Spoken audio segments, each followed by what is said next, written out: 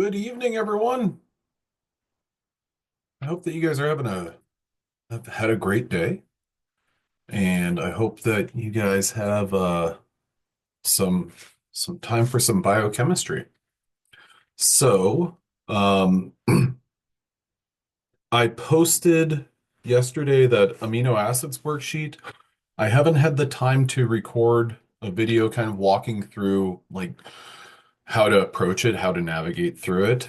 And I've gotten some emails, hey, can I set up some office hours? And I have not responded to either of those emails, and I apologize for that.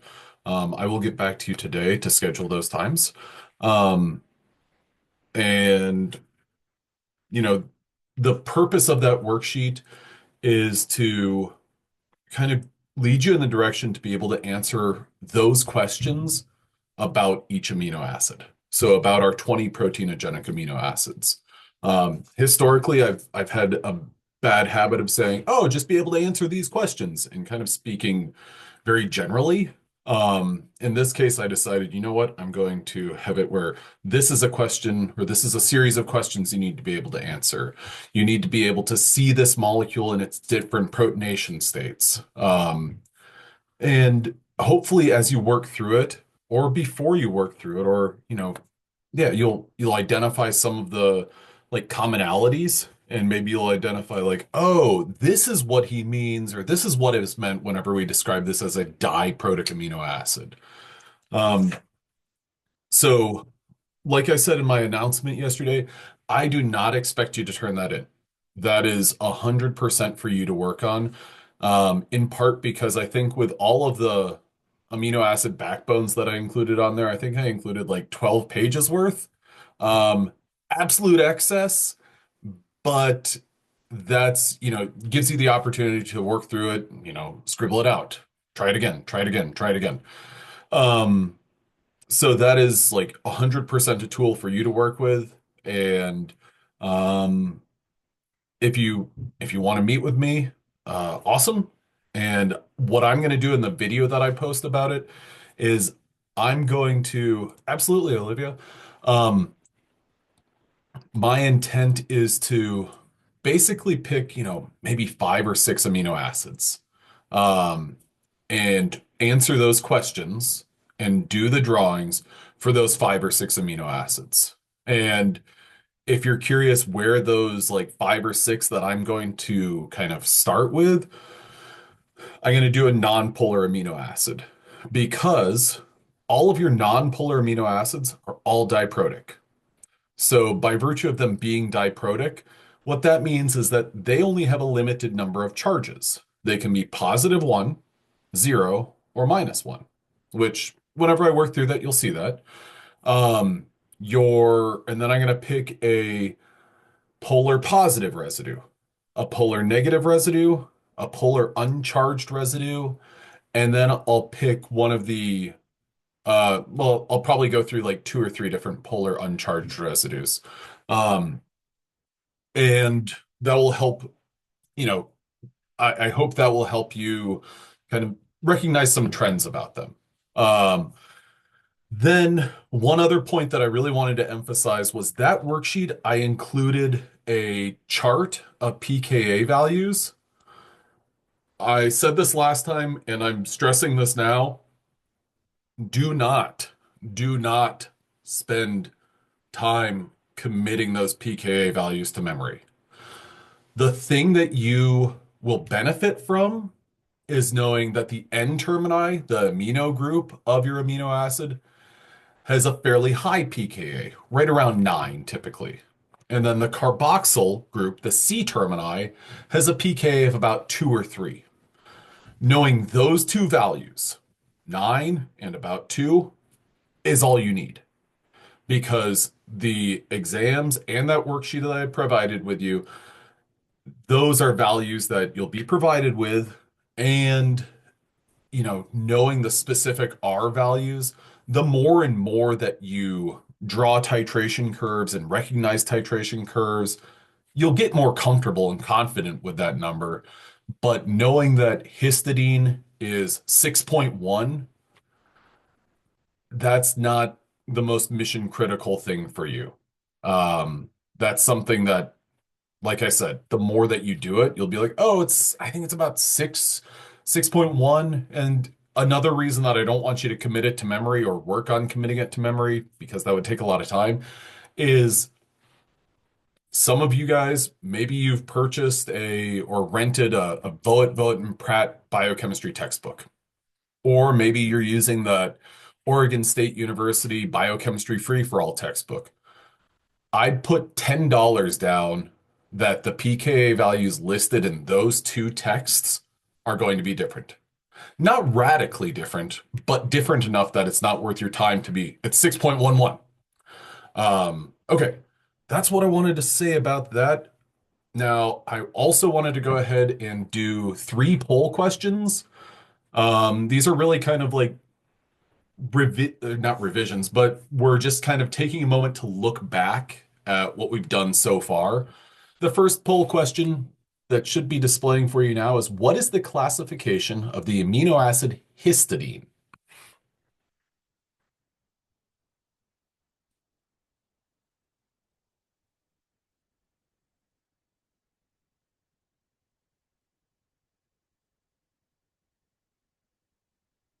And I think I've got a total of about 9 questions set up for today's lecture. And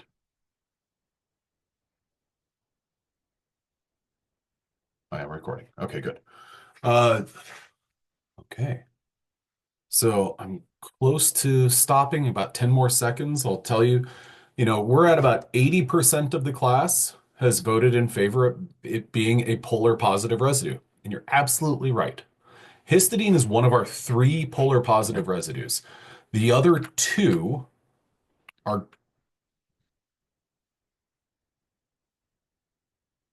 um, the other two residues are oh, there we are. Sorry. Um, the other two polar positives are arginine and lysine. Those three, histidine, arginine, lysine. HIS, LYS, and ARG. Those are your three-letter codes.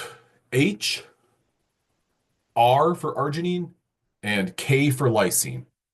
Okay, so awesome. Um, yeah, we're looking at about 92% total said that it was a polar residue. Just keep in mind that's a polar positive residue. Our next question is looking back at peptide bonds. At a pH of 1, what is the charge of a peptide bond?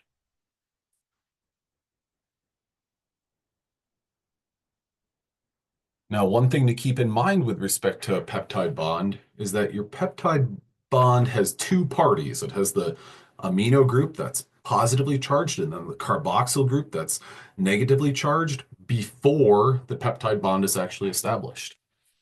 And I'll give another little bit, but we're at over 60% saying that it is neutral. And you're absolutely right. The peptide bond has partial charges, and what's unique and interesting about it is it has partial double bond characteristic. But we do not have a full-on positive or negative charge for the peptide bond. At a pH of 1, at a pH of 13, doesn't matter. The peptide bond is effectively neutral when it comes to calculating the overall charge of a protein, a polypeptide, whatever there. Our last poll question is what forces stabilize the secondary structure of protein? Backbone covalent bonding, backbone hydrogen bonding, R group hydrogen bonding, and R group covalent bonding.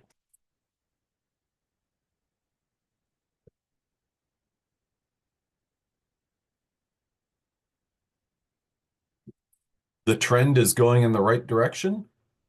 We've got over 60% we're just about to crack 70%. We're still over 60% voting in favor of backbone hydrogen bonding. And that's the correct answer. So we have our amino and our carboxy termini of our peptide backbone that hydrogen bond with one another.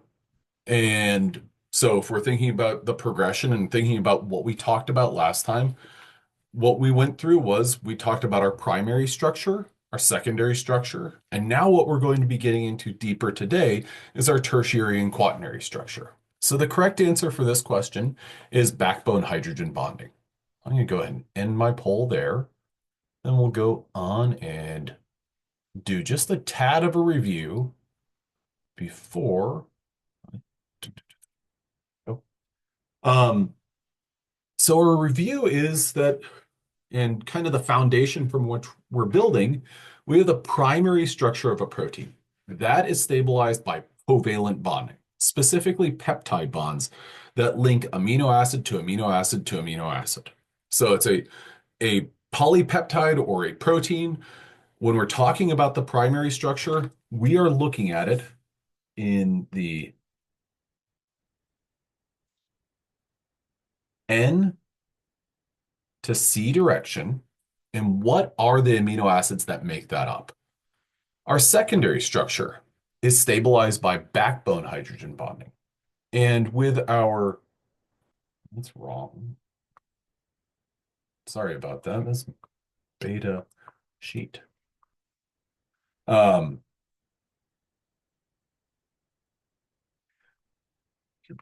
okay, so our backbone hydrogen bonding is going to give us a couple of different structures. One structure is known as an alpha helix, and the other is a beta sheet. Now, when it comes to an alpha helix, there's a couple of things that are important to know about the alpha helix. We talked about the math, basically how many amino acids are in one complete rotation, what's the height of one complete rotation, and how many rotations or how many amino acids are required for an alpha helix to be, 40 angstroms or something like that. So those are important questions to be able to answer. When we talked about beta sheets, we talked about the strength and the different organizations of those beta sheets. They can be parallel or anti-parallel. Now, one thing I didn't go into as much depth as I should have with respect to this is I want to give you kind of okay, so this is the N termini of a polypeptide. And if this were a straight molecule, it would look like that. So we've got our N direction going to our C direction. And it's helpful for you guys to think about within every single peptide bond, the N and C end of each peptide bond. So if I were to draw a parallel alpha helix, or sorry, a parallel beta sheet, what that would take is we have our polypeptide that goes like this and then wraps around within itself. Now, what I mean by that is I've labeled the N termini, and if somebody wouldn't mind adding to the chat, what is this end that I've just placed an underline at? Exactly, our C termini. So this is our C termini. Now, just imagine for a moment, we're looking at and we're thinking about relative ends. So if we were to just visualize where I'm putting my squiggle line to where I'm putting my other squiggle line B, that's the C termini of this like snapshotted region of this peptide. Is everyone with me there? Okay, so then what is A? What termini is that relative to C? That's our N termini. You're absolutely right. So what I want you to notice, and this is the important thing about a parallel beta sheet, is that the N termini or an N-terminal region of one strand of a beta sheet aligns with another N-termini. Does that make sense? So they're parallel, they're right next to each other, and they're going in the same direction. So this right here, where I'm going to put a backward Z. Yeah, I don't know why I picked backward Z, but here we are. That is the relative C termini of this first portion of the peptide. Does everyone follow me there? So for a parallel beta sheet, what we have is two regions of the same polypeptide that align an N terminal region and a C terminal region. So if this is our parallel, beta sheet, take a moment and you can try drawing this or visualizing this. What do you think an anti-parallel one looks like? And I'm going to go ahead and draw because you can't really draw very well into a chat out of phase. So I've aligned my N termini and C termini. So it would look something like this. You could kind of call that like a little loop. Yeah, back a C, effectively. That's what it would look like. So this would be hydrogen bonding, a bucket. I like it. Um, that's where an anti-parallel beta sheet would form, and that's what it would ultimately look like. So the N-terminal and C-terminal regions of two different portions of a peptide um, line up next to one another. Whereas in a parallel, the N lines up with the N, the C lines up with the C. Okay, and all of this is stabilized by backbone hydrogen bonding. Now, moving on from there, we're getting into a little bit more of a portion where, well, the amino acid sequence influences our structure. So at this point, by almost definition, the amino acid sequence is the primary structure. The secondary structure, well, it's, different regions of the backbone are going to be in close proximity and then they'll hydrogen bond, or they won't hydrogen bond.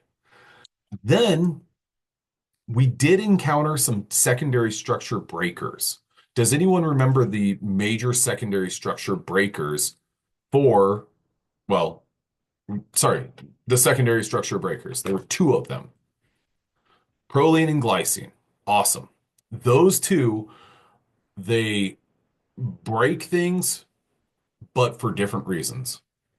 One super flexible, one super rigid. Proline is super rigid, glycine is super flexible. So there are definitely some preferences for certain amino acid R groups and certain amino acids that are found a little bit more commonly in secondary structures. And we have Chow and Fassman, who wrote that review article where they identified and put together a scoring system. That scoring system is powerful because it allows people to predict secondary structures. Now, that's all like that's all good and well. And the secondary structures, those are local structures. But where the rubber hits the road and things are really kind of complicated is when we get into these next levels, our tertiary structure and our quaternary structure. Now, tertiary structure is R group interactions. So an arginine residue will interact with a glutamic acid, or a arginine will interact with a um, asparagine or something of that nature. We have these two interactions because there's one that has a charge acting as an ion and one that is polar. Now, when it comes to, or before we get to that, I think that it's helpful to take kind of a 10,000-foot view and talk about the general organization of proteins. Proteins typically fall into two major categories.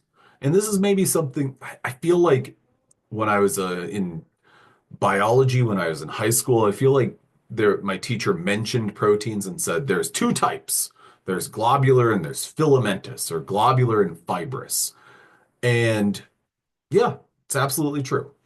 So globular proteins, when you think about enzymes that do something like catalyze a specific reaction, hemoglobin, for instance, or hexokinase, or any of the enzymes that you've heard of as like they catalyze reaction X, those are typically going to be your globular proteins. They have a spherical or amorphous or irregular shape. Um, they catalyze reactions, transport molecules. They're involved in signaling. Hemoglobin, myoglobin, enzymes as a general class, and hormones are all great examples of globular proteins. Your other class, your fibrous or your filamentous proteins. These are long, extended, and often helical shape like molecules. They have very repetitive sequences. So what that means is they might have, you know, three or four amino acids that just, it might be four amino acids and then a little linker region, then four amino acids. They're going to have these repeats because what they are going to do is they're going to play a major role in structural support. They'll play a role in structural support, strength, and flexibility. Now, some good examples: collagen, keratin, actin and myosin, and fibroin. Now, collagen is a major protein in connective tissue. And if you ever have heard of what's that disease that pirates used to get? I don't know that they get it anymore. Exactly. I saw a couple of people go like this. Yep, scurvy. So scurvy is a connective tissue disorder that when you don't have vitamin C, then you can't do what's called or basically, um, collagen can't get modified properly.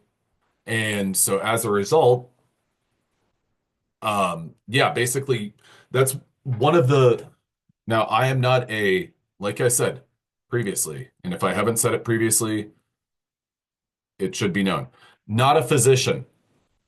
Also, not an expert on pirates or pirate related diseases, uh, or mostly maritime law, um, any number of other things. I'm not an expert on.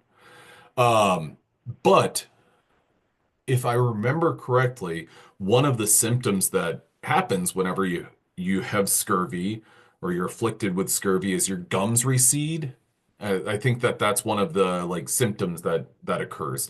Um, and so anyway, collagen is a connective tissue. It helps like wounds don't heal very well. And I think, yeah, I think that you're right, Peyton. Yes, and your teeth fall. Yes, yes. So I don't know about the progression of scurvy, but I don't want it. Um, oh, wait. Hmm, interesting. Surprisingly common in college students living on their own for the first time. I found out a couple of weeks ago that the person who's credited with basically discovering scurvy and identifying a nutritional component to it, um, he was like a self-study guy. He was like, you know what I'm going to do? I'm going to go on a diet of nothing but bread and water. And that then he was like, okay, my health has deteriorated. And I think that there was like one or two other things that he did, and he ultimately died. Sorry for not having like a really fun, uplifting story, but commitment to the cause there, I guess. Yes, go outside, eat citrus fruits, get vitamin D outside, sun, everything like that. Okay, so your filamentous tissues, they play major roles. No, I wish I was. Anyway, um, I think that I can't remember exactly what the story was, but I think that he like introduced vitamin C and symptoms improved, and then he was like, "Great, now I'm going to try something else." Um, anyway, so your fibrous proteins play a big role not only in like connecting and giving your body structure, but they're a major part of muscle fibers. So muscles are composed of bundles of single large cells. Muscle fibers are formed by cell fusions and contain multiple nuclei. Now, each fiber contains many what are known as myofibrils. So, the myofibril, we're going to kind of dissect that and look at the different components of it. So, these are composed of repeating units called sarcomeres. These are bundles of actin and myosin filaments. So, two filamentous proteins, actin and myosin. Now, when it comes to a myofibril, what I want you guys to know about is the proteins that are involved and the movement that's involved. So, in just a little bit, I'm going to show you. So, what I want you to know and focus in on is the repeating unit. The repeating unit is a sarcomere. The boundaries of a sarcomere are known as the Z disk. So think about the Z disk kind of being like the fence posts, the parameters, the boundaries of a sarcomere. Now, there are a couple of different locations that are worth noting and important to recognize. These are known as the I bands, the A bands, and what's known as the H zone. Okay, so an I band, and we're going to get another picture of this in just a moment, but an I band consists only of thin actin filaments. This image that you see at the top, I believe that it's well, it's not a cryo-EM, but this is a definitely a microscope image of an actual sarcomere. On the next slide, we've got some good models showing what the different components are. So an I band is actin filaments. The A band are your myosin filaments. These two things are going to interact with one another. So the actin and myosin filaments overlap in peripheral regions of the A band. Now I know this is kind of alphabet soup here, but let's just, yeah. The H zone contains only myosin. What's important for you to know is that the H zone is a region that the space that it occupies will shrink as the muscle contracts and relaxes. So the H zone shrinks. I'm going to add that in here, shrinks. Now, actin filaments are attached at their positive ends to the Z disc. So the actin filaments are basically anchored into the Z disc, our boundaries. The myosin filaments are anchored to the center at the M line.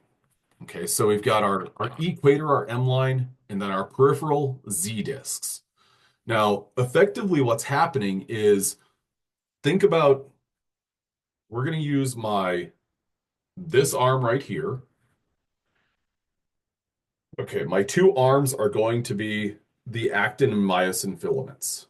Okay, now what's going to happen is when they relax, they will basically separate as far one as they can from one another.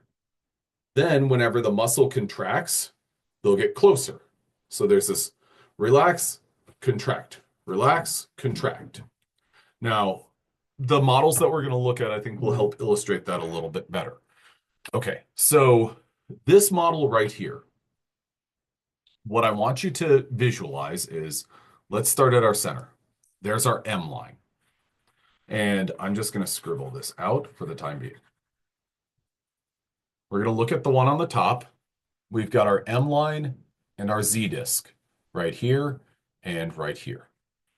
Z disc, Z disc. Those are our two flanking regions. Now, what we have is our actin filaments that are anchored to our Z discs. Those two kind of look like corn on the cob, basically, an extended corn on the cob or a corn on the cob string of some sort.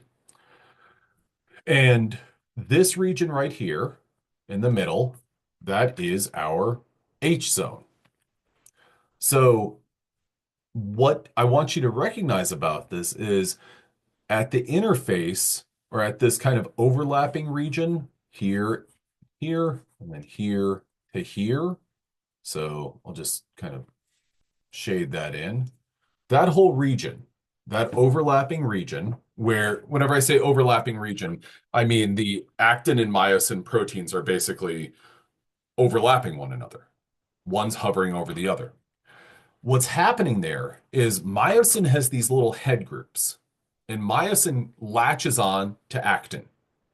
So myosin and actin have this strong interaction, and whenever that muscle is going to contract or relax, well, myosin will release from actin. Then it will grab onto it again. And so that's effectively the driving force between muscle relaxation and contraction.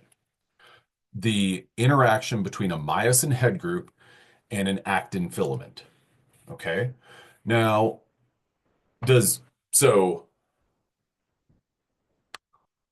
yeah, that's where I wanted to get with these two major components. That now there's a little bit more to those actin filaments because the actin filaments also have a protein known as nebulin.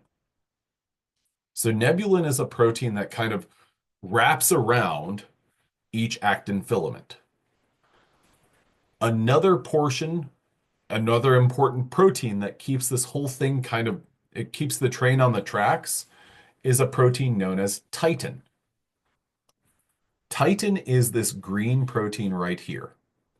It extends from the Z disc here to our M line right there. So titin goes from Z disc to M line. I always kind of think about it as myosin is the train and titin is the tracks effectively because it's going to stay in contact with that, and that's how it's going to basically keep the proteins aligned with one another. So nebulin is a protein that is weaved around actin, and titin is a protein that ensures nebulin is positioned properly. So effectively, at this point, there's four proteins that you need to be aware of. There's actin and myosin. Those are the two biggest players. Actin and myosin will interact with one another. And in just a few moments, I'm going to show you what that interaction actually looks like in the sequence of events where actin and myosin will interact and, well, the muscle will contract, and then where it will relax and they will stop that interaction. Okay, so we have some major components of these myofibrils. So the myosin head group that interacts with our actin filaments is a pretty important player. Now, in this, and actin is complicated because it's a globular protein that has a quaternary structure where it's tons and tons of these globular proteins that form this filamentous structure. So their quaternary structure is a filamentous protein. Now, in this next slide, what we have is sort of a sequence of when muscles contract and expand. So in our first shot up top here, we've got this region right here, where, if you remember, that was our H zone. Okay, so in this top image, the muscle is relaxed.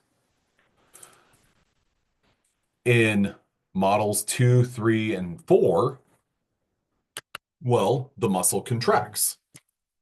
And what happens to the size of that H zone? It shrinks. So the contraction, you visualize, or you can visualize that contraction because the H zone shrinks. Now, with that in mind, we see that the myosin makes it almost all the way to the Z disc, or basically all the way to the Z disc whenever our muscle contracts. And then once that contraction has taken place, well, it releases and it relaxes again. And this is something that's happening over and over and over again. So what I want you to be familiar with is that H zone is the region that shrinks. The myosin head group interacts with actin, and it's that kind of contraction. That contraction is caused by a binding and release of those two. In just a, yeah, I've got the slide, the steps on the next slide. So during muscle contraction, each complete sarcomere, the Z discs being your flanking regions, it shortens so that Z discs get closer and closer to one another. Visually, there's no change in the width of the A band. If you remember, the A band was the region of your myosin because our myosin is not contracting. Instead, what's contracting is, or what's getting shorter, is the overlapping regions of our proteins. So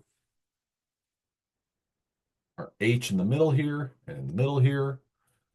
That's what we've got going on. And all of these little head groups.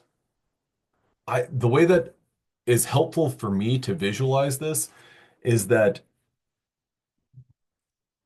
these little head groups here that are interacting, those myosin head groups that are interacting with actin, basically what they're doing is it's almost like they're grabbing onto a rope and they need to pull whatever is on the other end closer. So they release and they regrip and then they pull it.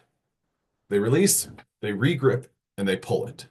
So that's effectively what happens.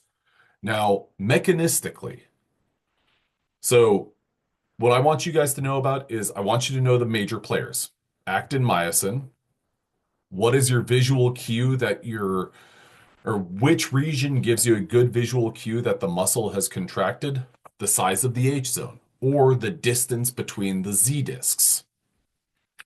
Now, mechanistically, what's happening? Well, we've got our myosin head group that's going to bind ATP and subsequently release ADP. So if we look at what's happening here, so this is our first step. We have a myosin head group that is bound to actin, bound to our actin filament. And if you remember your actin filament, the positive end is what is anchored to our Z disc. So think about it as this is our Z disc right here. Okay. Now, can you tell me at this point in time, or actually at this point in time, myosin is not bound to ATP or any nucleotide. So it's not bound to anything. Instead, whenever it is in this state, think about this as it's completely relaxed. So myosin is bound to actin. Then what it's going to do is it's going to bind ATP. So myosin, whenever it's bound to actin, is not bound to ATP. Whenever it binds ATP, myosin releases actin. Okay? When that happens, that head group, and it's subtle, but look at the angle right here. If you think about this right here, I've just drawn that X as the head group. I've circled what you could think about as like the neck. From this plate, or from this model right here to this model right here, it's almost like the neck has extended. The myosin head group has bound ATP, it released from actin, and then what it does is it extends so it can regrip onto our actin filament. It regrips at another position on that actin filament. And whenever it does that, it hydrolyzes our ATP. It releases an inorganic phosphate. We take ATP and we make ADP and PI. So we release PI, and now all of a sudden, what has happened is that myosin has pulled actin closer. So our actin filament right here has shifted to the right. That's what this blue arrow is illustrating. And once it does that, what's it going to do with ADP? It's going to release it. And as soon as it releases ADP, then it can start this process all over again. Okay, so what I'm going to do is I am a myosin head group. I don't have a string, but just imagine there's an actin filament above my head. So I'm currently bound onto this myosin head group, or my right hand is a myosin head group. It is bound to actin. My coffee mug is going to act as my ADP. I bind to ADP. What happens to my right hand? Release. Now that I've released, but I have this ATP, I have the energy to grab on to actin in a later position, somewhere closer. I'll come back. See your question in just a second. I grab on to actin. I cleave ADP, breaking it in, or ATP, breaking it into ADP and PI. And then I release PI. I pull my actin filament, and then I release the ADP. Okay. Question. Sorry, what process is that where we release ADP and PI? Did you say hydrolyze? Yes, I did. So hydrolysis, it's something that we're going to get into quite a bit more, but we're basically just, that myosin head group has the ability to take ATP and chop off one of the phosphates because ATP, your high energy compound, adenosine triphosphate. I know we haven't talked about nucleotides yet, but ATP is a high energy compound. It has three phosphates, and when you cut one of them off, a huge amount of energy is captured and released. So myosin head group grabs ATP, releases, repositions, breaks the ATP into ADP and PI, pulls the actin, releases ADP, so then it can release again, grab ATP, and continue. And so it's like the myosin head group just continues this process of grabbing actin, moving it, grabbing actin, and moving it. And every one of those movements requires ATP and subsequently breaking that ATP. So that's kind of a connection between the chemical energy that a molecule like ATP provides. Like I said, I know that we haven't talked about ATP yet. Um, I just know from having taught this class many times before that whenever I say the mitochondria is about 80% of you do this. You say it to yourself very quietly. It's like a muscle memory thing. Exactly. So I'm not asking much more beyond that in terms of what ATP is. Okay. So this right here is kind of the one of the important things about muscle cells. The myosin interaction with actin, binding ATP, release, move, and so on. The other part I'm going to put as a poll question. Which protein is not a major part of muscle fibers?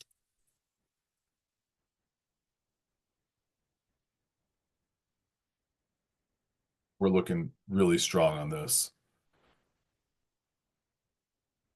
Oh man, man. I don't even know if I want to say it. Don't want to jinx it.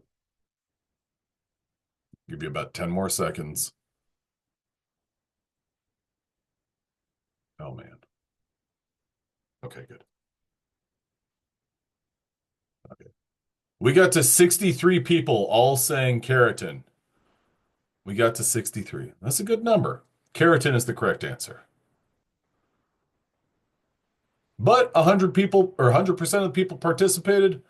So I don't always do this, but on Wednesday nights, the last Wednesday of January, when 100% of people, oh, one more person joined. When 100% of the class participates in answering the question, bonus point. Hi, it's a different position every time because it's the zone.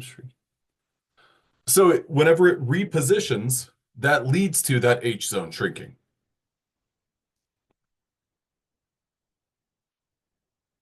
Sure thing.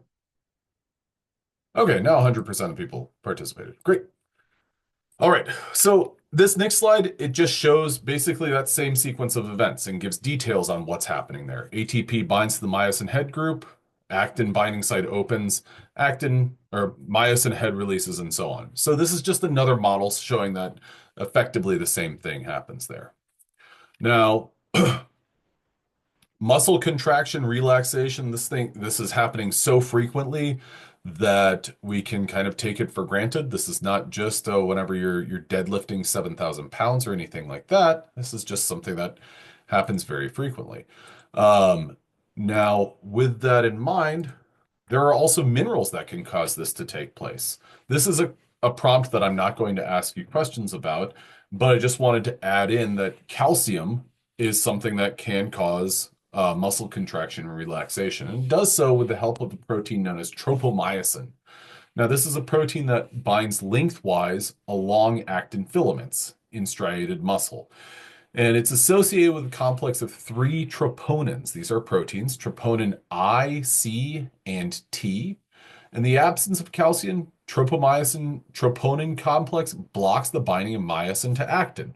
So if myosin and actin can't interact with one another, is that muscle going to be able to contract? No, it's stuck in this relaxed state. When calcium is there, well, tropomyosin or troponin C shifts the complex, relieving that inhibition and allows the contraction of this to proceed. So this is an example of a mineral, calcium, um, influencing muscle contraction and relaxation. Like I said, I'm not going to ask questions about this.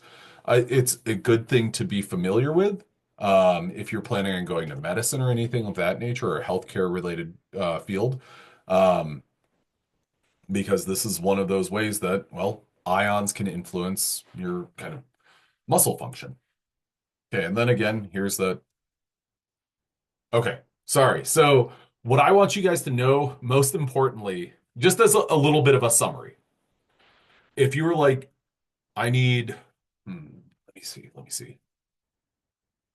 If you wanted like five things to tell, like five bar trivia type of things to go and tell people, what I would say is actin and myosin. Those are the two proteins that interact with one another and allow for a protein or a muscle cell's contraction and relaxation.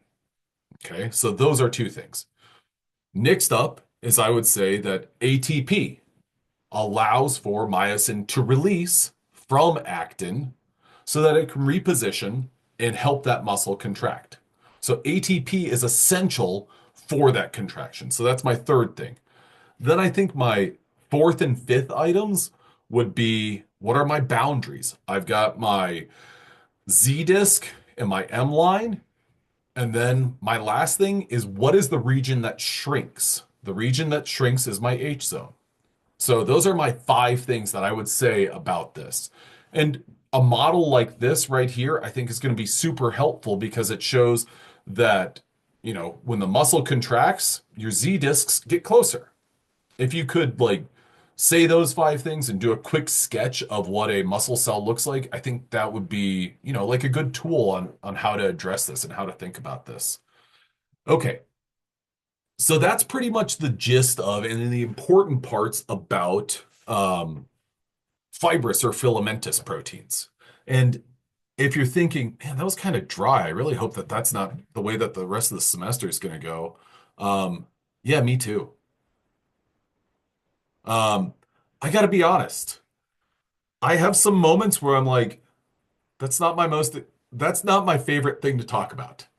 And fibrous and filamentous proteins are there. I think it's pretty interesting. But to me, what's much more interesting is globular proteins, in part because they do so many different things. Your globular proteins, like if I had to pick a side in the eternal battle of globular versus fibrous proteins, I would collapse into a glob because I'd be like, I don't care about structural proteins. I want globular proteins because they're interesting. Now, when it comes to globular proteins, and actually, if you want to take a sit back and relax for a second, yes, globtacular. I've never used that word that I can think of, but today marks a revolution. The day in which I will use globtacular more than zero times. Okay, when it comes to globular proteins and proteins in general, they pretty much exist in two major states. Those states are known as the folded and the unfolded state. If you look at that unfolded state versus the folded state of these, one of the things that I want you to recognize in the folded state is we've got some helices. We've got an alpha helix. And then, that green alpha helix in the foreground here, that's an easy one to detect because yeah, that's a helix. That is a secondary structural element that you're seeing there. Now, if you look here and you look closely, there's kind of an arrow there, and there's another arrow here. Those are two regions, and it's kind of tough because the image is not exactly the highest resolution and it's kind of in the background there. Um, those two arrows represent an end of a beta strand. So these two things, like beta strands, are secondary structural elements that assemble to make a beta sheet. So this is two beta strands. They're kind of riding next to one another. Okay. So when I like looking at something like this because it helps me put together, oh, those secondary structural elements, those local structures contribute to what this whole thing looks like. And if you look at a lot of this protein, yeah, that's secondary structure, secondary structure, secondary, secondary. What about the rest of it? Looks like a bunch of noodles. And that's what it is. Now, these strands, there's different amino acids there, and they do fill space, but that's what a lot of proteins are, just random coils. Okay, so the unfolded state is your kind of inactive and a little bit more linear structure. Your folded state is your functional structure and your functional state. Now, this model right here, this shows us a process that is used to take a protein from its native folded state to its, well, unfolded state. Now, I've used this word a couple of times now, and I want you to be comfortable with it. Um, native or non-native. Our native state is the term that's commonly used to describe a protein in its functional state. So those terms, native state or folded state, those are kind of interchangeable. I try to use folded a little bit more accurately because it's showing sorry, that's it's another way of saying the 3D structure of it. Now, what I want you to notice in the middle here is that this is showing going from our folded state to our unfolded state with the application of heat. When you add heat to a system, um, when you're adding heat to something, you're adding a bunch of energy to it. You got a bunch of bonds that hold together that folded state. Do you notice anything about the continuation or um, completeness of the polypeptide? Let me rephrase that. Um, Going from the folded to our unfolded state, is our polypeptide still intact? Yes, it absolutely is. We added heat to it. So my question for you is, did we break any of our peptide bonds? No, we did not. Did we break secondary structural elements? Those stabilized by hydrogen bonds? Absolutely. What about R group interactions? Those tertiary structures, did we break those? Yep. But keep this in mind. Some colors look different. Any change? I think that's just a coincidence, or that's just um yeah, that's not by design. Sorry about that. Um, so we broke weak interactions, but covalent interactions, we didn't break those. Now, those interactions, I like this model because, or I like this figure because it illustrates lots of the different interactions that exist within a protein. We've got ionic bonds between, these are amino acid R groups. Now, what I think is really helpful when you look at a figure like this is try to plug in some example amino acids. Um, for instance, which amino acid R groups have that COO minus?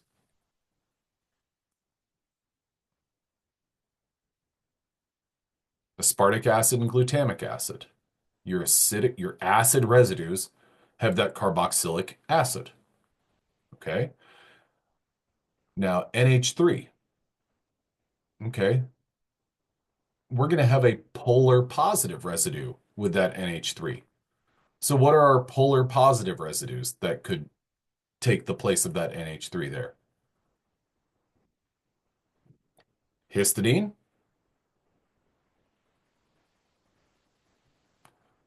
another pirate reference here. A pirate's favorite amino acid, arginine,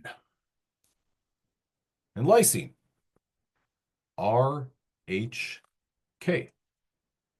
Those are our amino acids that could stabilize or that could give us that ionic interaction there. Okay. Now, if we go over here, our disulfide bonds. Okay. For starters, that right there is a covalent interaction. You're right. I'm not a pirate expert. I'm a pirate grifter. So I'm making it up. I don't know. Speaking out of turn. I apologize. So for this, what amino acids have a sulfur? Cysteine. We got two cysteine residues that make up that disulfide bond. Okay. When we go over to our hydrogen bonds, okay, well, this is kind of tricky. Here we're illustrating secondary structures with our alpha helix and our beta sheet. But let me ask you, do you think that there are any amino acids that can participate, any amino acid R groups that can participate in hydrogen bonding? And let me help you a little bit on that. Do you think there's any non-polar amino acids that would participate in hydrogen bonding? Non-polar? Not non-polar, because non-polar, they don't have a pole. They don't have, something, they're not going to have a lone pair of electrons. So then we're looking at our polar residues. Um, and if we think about our polar residues and we think about our polar uncharged, that's a great group to look at. Our hydrophilic residues. So arginine would be potentially asparagine, glutamine. These are all great candidates. So this is why I think that it's helpful to, classify your amino acids and think about what do those R groups look like and go back to fundamentals of like, does it have a lone pair of electrons? It does. Okay, well then it's potential candidate for hydrogen bonding. Okay, so after that, we've got R group interactions. Can you tell me the classification R group interactions that lead to hydrophobic bonds or hydrophobic interactions? Can you tell me nonpolar, dunzo? So like valine, alanine, glycine, all those nonpolar residues. Excuse my language. And I'm recording this, so maybe I'm making a big mistake, but all of the amino acids that are boring as hell. Yeah, I said it. Those are the ones that are going to have their boring hydrophobic bonds. And yes, I'm judging them. They're boring. They're just a bunch of hydrocarbons. They're aliphatic residues. They're boring. But that's how those residues, what they're going to do is they're going to pack really tightly together. And if you think about the 3D structure of a protein, they're kind of going to be like the core of the earth. They're going to be at the center of that protein because what do they hate more than anything? Water. So they're gonna pack together super tight and they're gonna be like, no water allowed. And the rest of the protein's like, I'm cool, I can hydrogen bond, I'm fine with this. Or you know what? I'm not gonna hydrogen bond. It's just water. Basically, your non-polar amino acids, if you've ever seen the M. Night Shyamalan movie Signs, they're the aliens. Spoiler alert, that's how that movie ends. Aliens go to a planet that is 75% covered by the thing that they die from. Why? Spoiler, I'm sorry, the movie's 24 years old. 23. That's how it ends. Sorry, Kevin. Still watch it. It's got suspense. It's worth it. But sorry. Hot take. Signs is lame. But I'll watch it. Okay. So your nonpolar residues. Remember that. Your nonpolar residues are the aliens from Signs. They're scared of water. They pack together isoleucine, valine, phenylalanine. And that's what they're going to do. Now, this next group over here, this one's kind of tricky. We've got an iron packed in the middle. Now, an iron, well, if we imagine that this is Fe, let's say 2 plus, a divalent iron cation. Well, a positively charged group is going to want to attract, well, most likely a negatively charged group. If it doesn't get a negatively charged group, if it finds a group with a lone pair of electrons, it can pair up with that. So something like aspartic acid or glutamic acid could be right here or right here. Alternatively, something like asparagine or glutamine or histidine could be there. If they've got some lone pair of electrons, an iron ion's going to be happy with those. Okay, now R group interactions drive tertiary structure. And these are the big players of your R group interactions. What I think is really helpful is to look at these specific interactions that are modeled here and say, what are the amino acids that can make up or that can hydrogen bond with one another? What are the amino acids that will make a disulfide bond? What are those that will make hydrophilic bonds, metallic bonds, or ionic bonds? That's a very good thing to do because I'll give you a question that says these two residues interact and what is the nature of their interaction? Oh, well, it's a hydrogen bond. Or, oh, well, it's a ionic interaction. In addition to being able to answer that question, it gives you more of an idea of what that amino acid can do and kind of why it exists and what role it would play in a function of a protein. Now, your hydrophobic interactions are going to be at the core. They're going to pack into the center of that protein.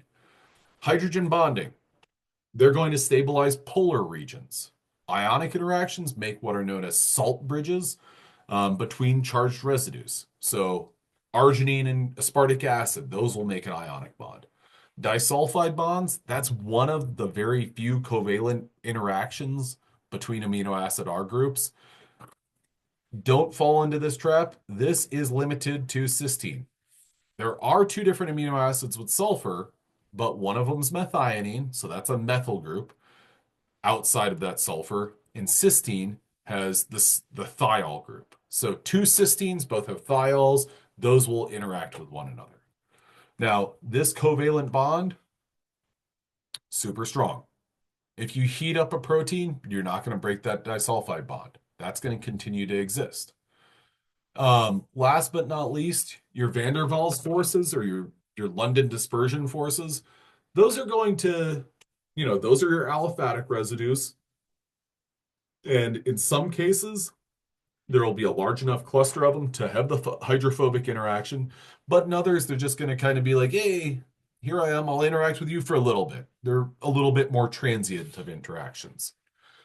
Okay, so to go from the folded to the unfolded structure, we've got to overcome all these different types of interactions. And one way that that can be done is with heat. Save the covalent bonds. But, if you heat up a hydrophobic interaction, it will get broken up. If you add enough heat, you're going to break up basically all of those except for the covalent linkage. Alternatively to heat, you can use classes of compounds known as denaturants. These denaturants, for example, beta mercaptoethanol, which there's not a beta there, but I'm going to add it, beta mercaptoethanol or dithiothiotol. Those are listed together because they effectively do the same thing. What they do is they break a disulfide bond. So those are the reagents that you can use to break up a sulfur-sulfur bond. So that bond that's established between two cysteine residues. Detergents, just like soap, or as an example, soap is a detergent. It's going to disrupt hydrophobic interactions. That's why whenever you drop soap into water, well, then it spreads out and stuff. You can heat it up to break hydrogen bonds. You can adjust the pH to, well, address hydrogen bonds, but also break up or alter ionic interactions. You can use a chelator. What a chelator does is it's going to bind a metal. One example of a chelator is EDTA or EGTA.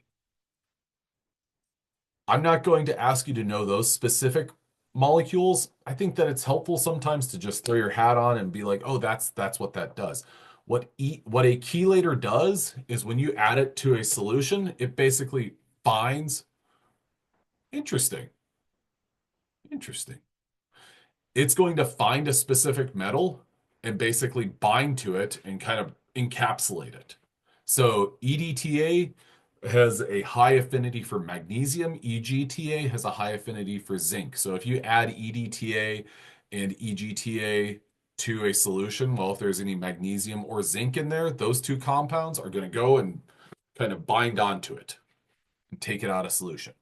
The last, but certainly not least, is a compound or is a pair of substances, urea and guanidinium chloride. These two molecules are what are known as chaotropes. What they do is they disrupt hydrogen bonds. So those are significant and important because this guy right here, this guy on the far right is a fellow by the name of Christian Anfinsen. Now, what Christian Anfinsen did was he was studying protein structure. And he said, okay, well, I'm studying this enzyme known as ribonuclease. And in its folded shape, what ribonuclease can do is it can break up RNA molecules. I think that's right. So what he did was he said, I'm going to add a bunch of urea because urea is a chaotrope. It's going to basically disrupt all my hydrogen bonds. And then I'm going to add some beta mercaptoethanol because that's going to break my disulfide bonds. So I'm going to chemically denature this protein. And people said, oh, okay, cool. That's cool. And he was like, ta-da! Look, it's been chemically denatured. And then people said, well, that's fantastic. Um, but now what? And he said, well, now what I'm going to do is I'm going to titrate away and dilute that urea and that beta mercaptoethanol away. And they said, but why?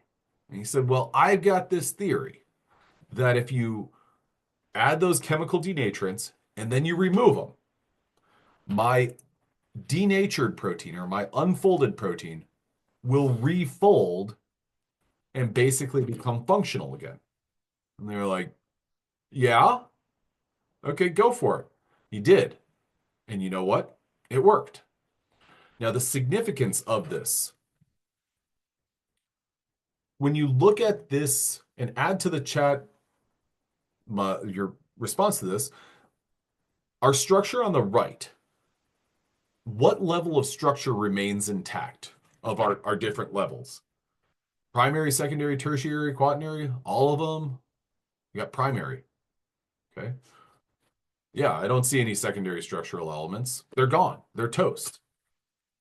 So then when we remove those different components on the left-hand side, what levels of protein structure do we have? Or what's the highest level of protein structure that we have in our model on the left?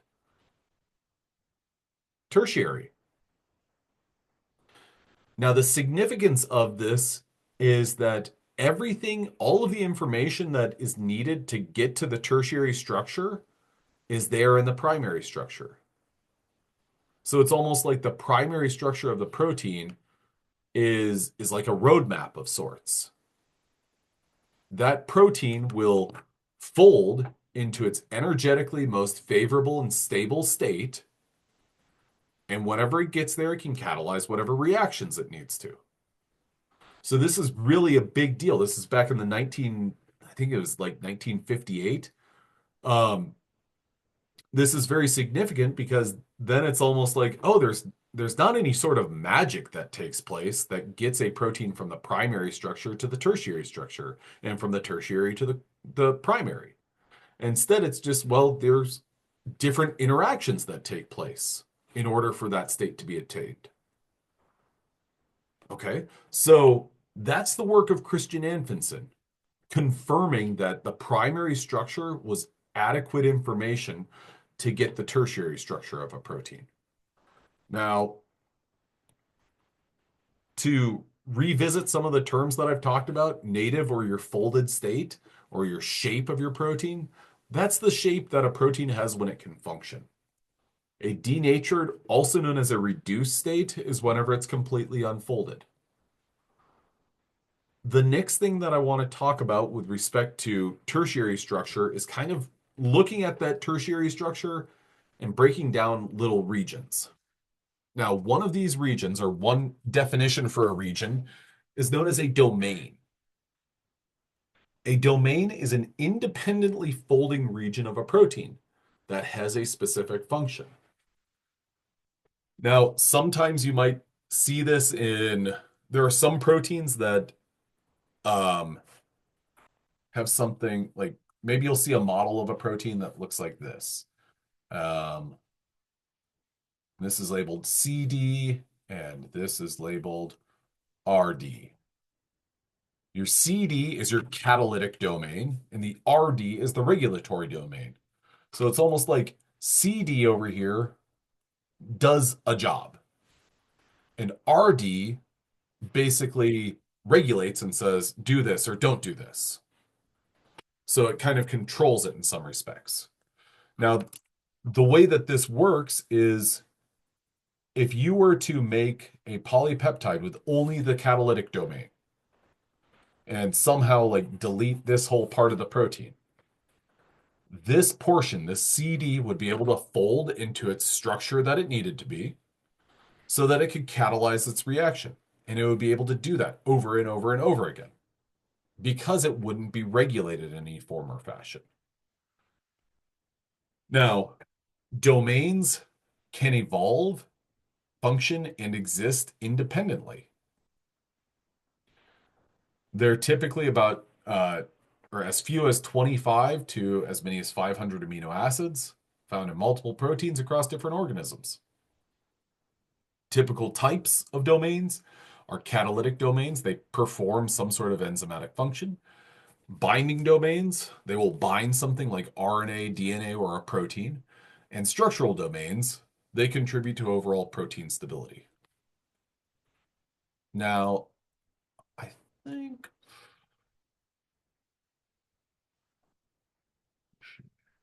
okay, I want to get to, yeah,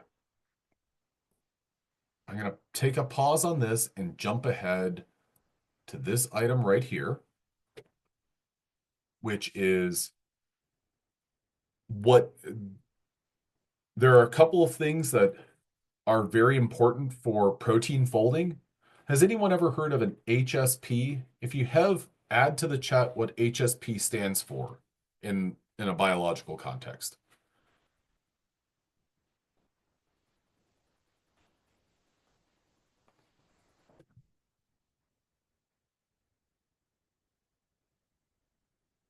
So HSP in a living organism typically is a heat shock protein. So a heat shock protein is something that, well, when an organism is exposed to a very high heat, it will respond. And what this HSP or GROW-EL and GROW-ES, these proteins do is they help proteins fold into their proper shape. So has anyone ever heard of a um, protein folding disease? There's a couple that are, high profile cases that maybe you've heard about. Steve Gleason, prion diseases. Steve Gleason had ALS, which I believe is a folding disease. Um, and they ultimately, yeah, prion diseases are where basically a protein folds into the wrong shape and it forms these little plaques. And these plaques in neurons, they accumulate and they grow and and they almost my my characterization is they more or less like suffocate a cell because they basically fill up that neuron and other cells. Now, word protein folders like GrowEL and GrowES, these are protein complexes that basically help a protein fold into the right shape. Now, these are not things that work on prion diseases. It's not like they can fix that necessarily. But what they do is they basically help a protein kind of refold. Because when a protein does not fold into the proper shape, then it can't carry out the right function. Now, there are, so if a protein, let's just say that it improperly folds, it kind of has two routes and two paths that it can take. One path is it can go to the GrowEL, GrowES complex. Another path is it can go to something known as the proteasome.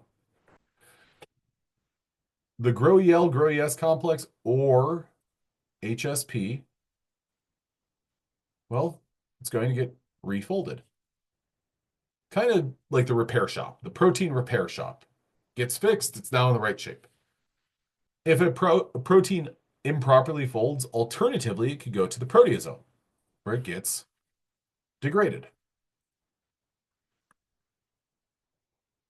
These are the two fates of misfolded proteins, or two potential fates of misfolded proteins. Alternatively, well, they can be fatal. But two of those possible fates is that they can be fixed and refolded, or they can be degraded. They can be destroyed and degraded. Um, these classes of proteins that do that refolding, these are commonly known as chaperonins or chaperone proteins because they do that refolding. Now, I think that's where I want to go ahead and stop for today because this has been a huge amount of information. Now, if I could make a recommendation, we'll pick up some of these things that we glossed over, we'll pick those up on Monday. If there is something that you are curious about, and I didn't do all the poll questions, I'll bump some of those over to Monday.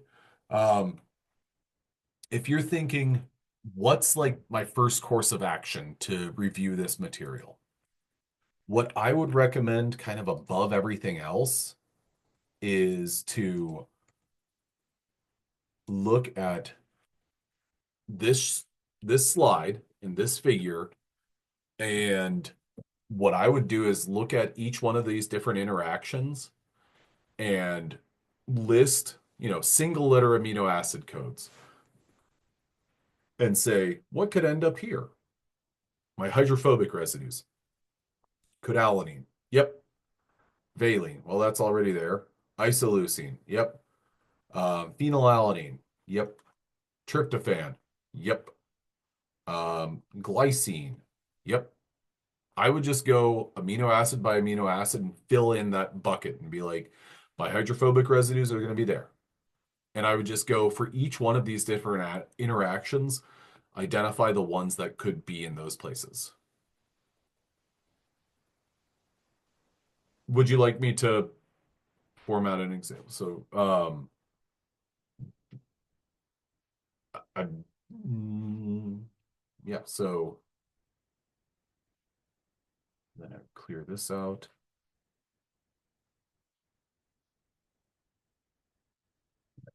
Okay, so metallic bonds.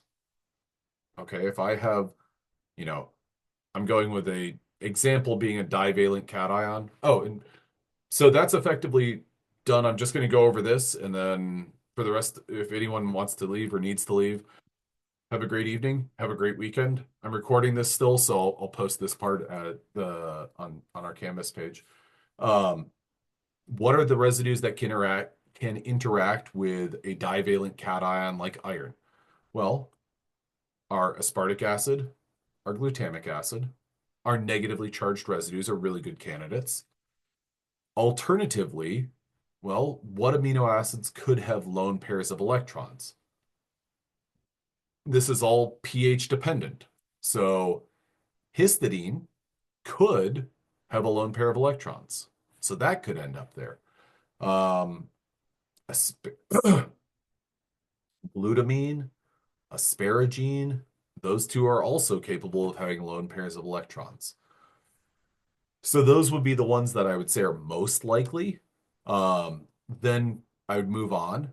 And this, yeah, I would just kind of move on from there. Now I'm looking at my ionic residues or my ionic bonds. Well, my best candidates, and I'm just going to go with COO minus. I'm going to say aspartic acid, glutamic acid. Then my positive group, well, chances are that's going to be something like arginine, lysine, or histidine. Residues that can hydrogen bond, I can go up here. I'm going to say threonine, serine, um, histidine can do it decently. Um, and then let's see, glutamine, asparagine. Those are my most likely candidates. Then for my disulfide interactions, just cysteine. Yeah, methionine has a sulfur, but it still has that methyl group, and that methyl group kind of blocks it off. Then for my hydrophobics, all my nonpolar residues, which I'll cheat and I'll write NP. But then I'll go into a little bit more detail and I'll say, well, alanine, glycine, isoleucine, um, leucine, valine, proline, tryptophan, phenylalanine, not tyrosine. What am I missing? I got phenylalanine, that's my ring. Tryptophan is also my ring. Um, I'm missing something. Oh, methionine. It's a good candidate there. Even though it has that sulfur is blocked off by that polar group there. So I think this is a good thing to do to kind of like visualize those different amino acids and visualize these potential interactions. Um, After that, I'd familiarize myself with, revisit this here. What are all of the different interactions? This is kind of expanding on that image. And then look at my denaturants. If I'm not going to use heat, what could I use? I could change the pH. I could add a detergent. Um, and, think about what are the different types of interactions and will the addition of one of these reagents, one of these denaturants, cause that interaction to be disrupted? For instance, if I wanted to, let's say if I wanted to change ionic interactions, will adding beta mercaptoethanol do anything to that? If I wanted to disrupt an arginine and aspartic interaction, aspartic acid interaction, adding a bunch of beta mercaptoethanol or dithiothiotol isn't going to do anything because that really only goes after disulfide bonds. So narrow in like what is the point of these different reagents. Then